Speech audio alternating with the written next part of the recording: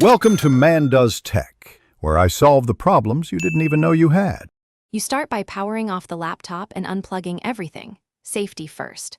Once done, remove any user-removable battery and wear an anti-static wrist strap because you will touch internal components. Make sure to record the exact model number from the sticker. This helps verify mounting positions later. Then collect a small Phillips screwdriver and a plastic spudger. You will need them to remove the back cover without damaging clips.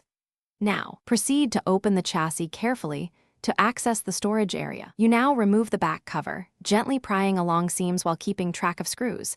Some covers have hidden screws under rubber feet. Once open, visually locate the storage area, a rectangular 2.5-inch bay indicates SATA. A short, keyed edge connector with a single screw post is an M2 slot.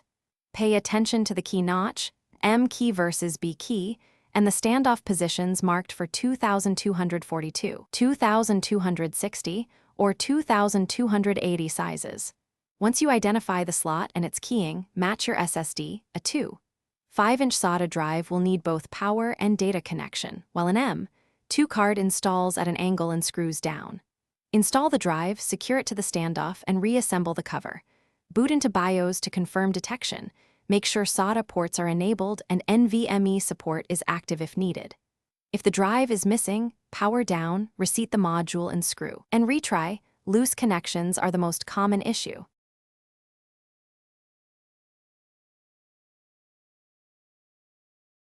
Thanks for watching. If you found this helpful, don't forget to like and subscribe.